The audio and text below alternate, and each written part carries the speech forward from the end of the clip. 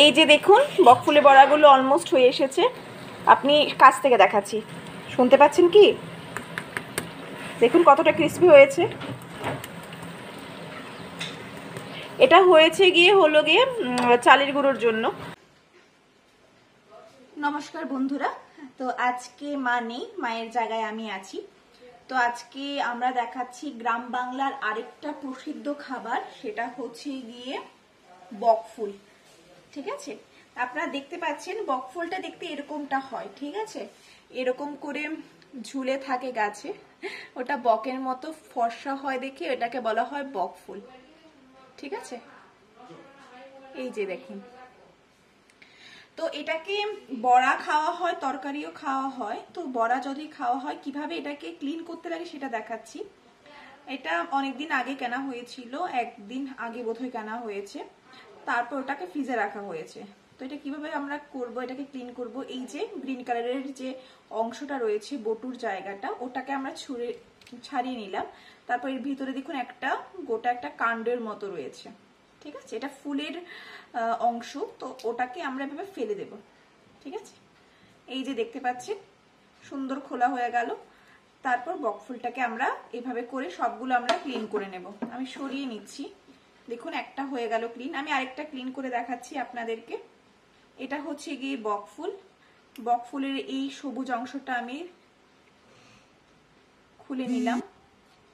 ঠিক আছে, তারপর বকফুলের যে রেণুর অংশটা রয়েছে এভাবে করে আমরা খুলবো, তারপর ওটা বের করে নেব। ওটা শক্ত থাকে, তাছাড়া যদি গ্রিন কালারের অংশটা থাকে তাহলে তেতো হয়ে যায় বকফুল বড়াটা। এই যে দেখুন দুটো ক্লিন করা হয়ে গেছে, আরেকটা ক্লিন করে দেখাচ্ছি। তারপর আমি সবগুলো সেভাবে ক্লিন করে নেব। এই যে সবুজ অংশটা সরিয়ে নিলাম, তারপর যেখানে রেণুর অংশটা রয়েছে এই যে ডাটুটা, এটাকে আমি এই যে এখানটায় ধরে আঙুল দিয়ে ছিঁড়ে নিলাম। এই যে আমার বকফুল সুন্দর করে হয়ে গেল। তো এখন এগুলো সবগুলো আমি করে নিচ্ছি, তারপর যখন বড়া করছি তখন আমি আবার ভিডিওটা অন করছি। তো দেখতেই পাচ্ছেন সবগুলো ক্লিন করা হয়ে গেছে। ক্লিন করা মানে সবগুলোর ফুলের গুঁড়ি আর সেই মঞ্জুরি কি, এটা কি ম্যাম ভেতরে যেটা থাকে মঞ্জুরি না ফুলের, সেটা কি ডাটুটা যেটা থাকে, হ্যাঁ ফেলে দিতে লাগে। তো সেটা কি বলে, সেটাকে ফুলের যে ডাটা বা বোটা যেটা থাকে, যেটা ভেতরে থাকে মঞ্জুরি হিসেবে, সেটা একটু শক্ত যেটা হয় সেটা ফেলে দিতে লাগে। তো সবগুলো ক্লিন করা হয়ে গেছে। আমি একটা ঝাঁঝরির মধ্যে নিয়ে নিয়েছি, তো এটার মধ্যে আমি ধুয়ে নেব। তো ভালো করে ধুয়ে ক্লিন করে তারপর আমরা আসছি আবার। তো ব্যাটারের জন্য আমাদের কি থাকছে, আজকে আমরা একটা আতপ চাল আছে, সেটা আমরা ভিজিয়ে রেখেছিলাম প্রায় ধরুন 1-2 ঘন্টা, তাই তো মা?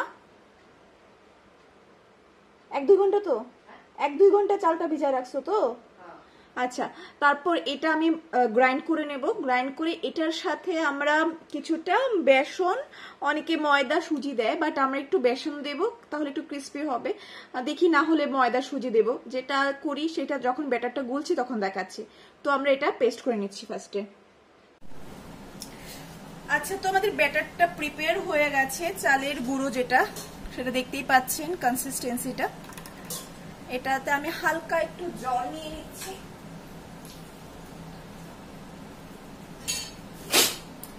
কেন জলটা নিচ্ছি সেটা পরে বলছি।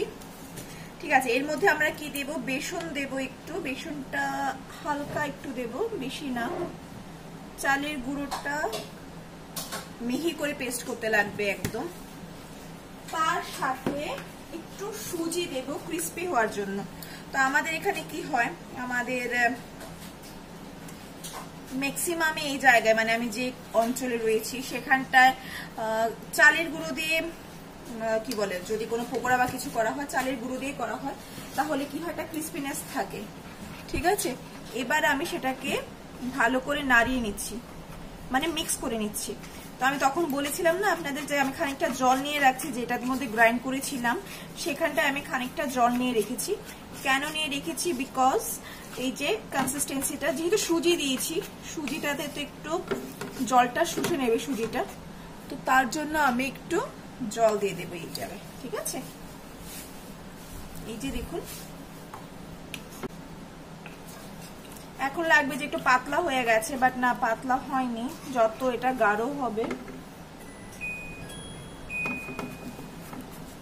তত সেটা জলটা টেনে নেবে। তার মধ্যে আমি দিয়ে দিচ্ছি স্বাদ মতো নুন, তো ব্যাটারে নুনটা যাবে। দেব খানিকটা হলুদ গুঁড়ো। আমাদের ব্যাটার অলমোস্ট রেডি। এটাকে কিছুক্ষণ রেখে দেব, সুজিটা ফুলে উঠবে, তারপর আমরা বকফুলটা ভেজে নেব। বকফুলটা ডিপ ফ্রাই করব। তো আমাদের একটা যেটা ওই দিন বলছিলাম আপনাদের যে আমরা ম্যাক্সিমাম লোহার কড়াই ব্যবহার করি, তো আজকে আমরা লোহার কড়াইতে বকফুলটা বড়া করব। ঠিক আছে, কনসিস্টেন্সিটা দেখছেন, এইটা একটু পর আর একটু ঘন হয়ে যাবে, বাস তো হয়ে গেছে। আর আমি আপনাদেরকে দেখিয়ে দিচ্ছি, বকফুলটা ধুয়ে আমরা এই পাত্রে রেখে দিলাম, তো যে জলটা নিচে দিয়ে পড়ে যাচ্ছে, তো জলটা পড়ে গেছে অলমোস্ট। তো এই যে বকফুলগুলো হয়ে গেছে, ক্লিন হয়ে গেছে। তো আমরা এটা এখন বড়া করব। এই যে আমাদের সেই বিখ্যাত কড়াই, লোহার কড়াই, তার মধ্যে আমি তেল দিয়ে দিয়েছি, দেখতেই পাচ্ছেন তেলটা মোটামুটি হয়ে গেছে। এই যে দেখতে পাচ্ছেন যে বুদবুদ আকারে তেলটা কিন্তু নিচে দিয়ে ফুটছে, তাই দেখুন এরকম বুদবুদ বুদবুদ দেখা যাচ্ছে। তো তেলটা গরম হয়ে গেছে, ঠিক আছে। এখন আমি কি করব, বড়াগুলো ভেজে নেব। এই যে একটা বকফুল, ওর পেটে আমি আরেকটা বকফুলকে ঢুকিয়ে দিলাম। অনেকে একটা একটা করেও করে, একটা একটা করে করাটা অনেক টাইম কনজিউমিং, প্লাস অনেকগুলো পকোড়া হবে। তো একটার মধ্যে একটা ডিপ করলাম,